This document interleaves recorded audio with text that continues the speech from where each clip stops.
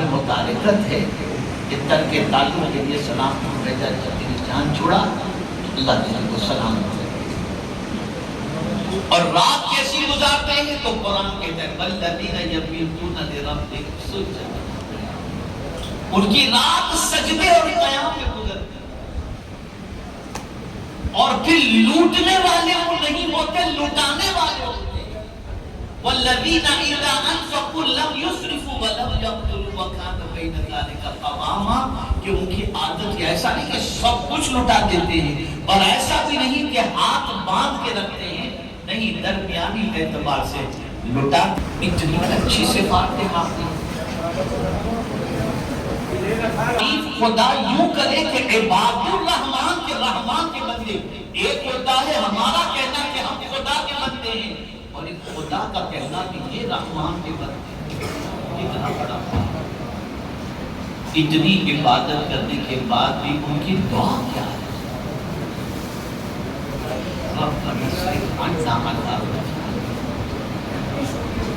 اتنی عبادت کر کے بھی دعا کرتے ہیں کہ اللہ ہمیں نار جہنم سے پھر بھی ہمیں نار جہنم سے بچا دے. پتا چلا عبادت کرنے والا اگر صحیح معنوں میں اللہ کی معرفت رکھتا ہے تو وہ اپنی عبادت پر غرور نہیں کرتا اور کامیاب نہیں سمجھتا. اس وقت وہ اپنے آپ کو کامیاب سمجھے جب اس کا قدم جنت میں پہنچ جائے. فَمَنْ زُحْزِحَ عَنِ النَّارِ وَأُدْخِلَ الْجَنَّةَ فَقَدْ فَازَ. بھائی صاحب ذرا تھوڑا سا چپ رہیں. یہاں کچھ لوگ ملیں گے نیکی کرنے والے، یہ بھی بتا دوں،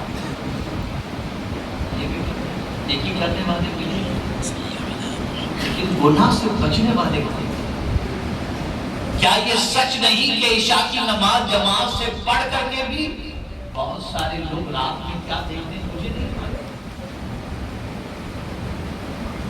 کیا یہ سچ نہیں کہ 5 وقتہ نماز کا پابند پتہ نہیں لوگوں کا مال کس طریقے سے کھاتا ہے؟ دیکھ سکتے ہیں. تو عبادت کرنے والے تو بہت ملیں گے لیکن گناہ سے بچنے والے کم ملیں گے. اب یہاں سے بات شروع ہوتی ہے ان لوگوں کی کہ جو عبادت گزار بھی ہیں لیکن ساتھ ہی ساتھ ان کے اندر اللہ عز و جل نے ان برائیوں سے بچنے کا جذبہ بھی رکھا ہے. پہلی چیز والذین لا يدعون مع اللہ الہا آخر، اور وہ جو اللہ کے ساتھ کے سامنے سر نہیں کس کی سنتا ہے، سر خدا کی بارگاہ میں جھکاتا ہے اور مانتا اپنے نفس. ارائیت من اتخذ الہہ ہواہ، یہاں سے ایک مزاج ملا، جس کو معبود مانتے ہو اسی کی مانو، نفس کی مت مانو. اور اگر تم نفس کی مانے تو پھر معبود تم نے کس کو مانا؟ قرآن نے الہ کا لفظ استعمال کیا. کیا دیکھا تم نے ان لوگوں کو جنہوں نے اپنی خواہش کو اپنا معبود بنا لیا؟ الہ کا لفظ. یہاں سے مزاج ملا کہ جو خدا کو مانتا ہے اسے چاہیے وہ خدا کی بھی مانے، صرف خدا کو ماننے سے کام نہ چلائے، خدا کی بھی مانے. اور اگر خدا کی نہیں مانتے اور اپنی خواہش کی مانتے ہو، اپنے نفس کی مانتے ہو، تو شرک اصغر کے اندر گرفتار نہ ہو. یہ شرک اصغر. اور رحمان کے جو بندے ہوتے ہیں وہ نفس کو کچلتے ہیں، نفس کی پیروی کبھی نہیں کرتے، وہ ہمیشہ خدا کی بات مانتے. یہ بات رحمان کی کبھی خواہش کے غلام نہیں، وہ خواہش کے کبھی پیروکار نہیں ہوتے. کسی نے حضور صلی اللہ علیہ وسلم سے پوچھا جنت کتنی دور ہے؟ تو میرے آقا صلی اللہ علیہ وسلم نے فرمایا 2 قدم کے فاصلے پر جنت. عرض کرنے لگا حضور اگر نفس سے مطمئن نہ ہو چکا تو پھر اس کا ٹھکانہ کیا ہے؟ قرآن کہتا ہے اور وہ بھی یہ سن لیں انداز دیکھیے کہ کس وقت قرآن کہتا ہے. بہت سارے لوگ، توجہ چاہوں گا، بہت سارے لوگ دنیا کی نعمتوں کو پا کر مطمئن نہیں ہوتے، بے قرار. اس لیے میکسیمم سرمایہ داروں کے یہاں بیماری بھی بڑی بڑی ملیں گی اور ٹینشن کی گولیاں بھی ملیں گی اور نیند کی گولیاں بھی ملیں گی.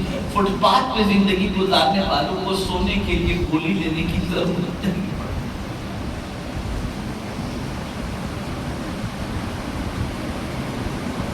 ان کے پاس سب کچھ ہے لیکن اطمینان نہیں، کیونکہ اللہ کی نافرمانی زیادہ ہو جاتی ہے. لیکن وہ لوگ جو ہر حال کے اندر اپنے رب کی سنتے ہیں اور رب کی مانتے ہیں، اللہ تعالیٰ ان کے دل کو اطمینان کی دولت سے مالا مال کرتے ہیں، وہ مطمئن ہوتے ہیں. اور اسی لیے اطمینان کی دوا اللہ، بے قراری کی دوا اللہ نے مال و زر نہیں رکھا، اپنا ذکر رکھا. فرمایا اللہ بذکر اللہ تطمئن القلوب، اللہ کے ذکر سے دل کو اطمینان ملے گا. اب آپ یہاں سمجھیں کہ تسبیح لانے کی وجہ سے ذکر کا بڑا اونچا مفہوم، بڑا وسیع مفہوم. اور شارٹ میں مفہوم اگر سمجھنا ہے تو یوں سمجھیں کہ ہر حال میں، ہر موقع پر جو اللہ کو یاد رکھتا ہو، اللہ اسے اطمینان کی دولت عطا کر دے. وہ اگر تجارت کر رہا ہے اور جھوٹ بولنے پر لاکھوں کا نفع ملتا ہے، لیکن سوچیں جھوٹ بولتا ہوں میرا مولا دیکھ رہا ہے، بچ گیا اس سے، اللہ اسے اطمینان کی دولت عطا کر. ہم نے سمجھ لیا بس تسبیح اور تحلیل.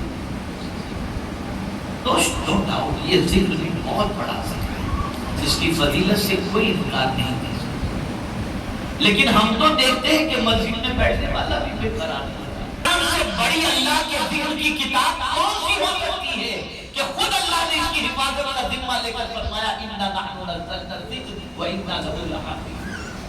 لیکن آپ دیکھیں قرآن سن کے بھی لوگ بے قرار ہیں. ارے یہ صاحب لے کر کے آئیے جلدی جلدی جانا سن کے ختم کرے. آپ سب بڑا لمبا ٹائم لیتے ہیں، مزہ نہیں آتا، ایک دم تھک جاتے ہیں. اور کسی دن امام صاحب اگر فجر کے اندر طویل قرات کر دیں، ٹرسٹی کو شکار امام صاحب دیتے ہیں اکیلے نماز پڑھنا ہو تو پورا قرآن ایک رکعت میں پڑھ ڈالیں، ہم تھک جاتے ہیں. اگر کوئی حافظ قرآن قاری قرآن آ کر تلاوت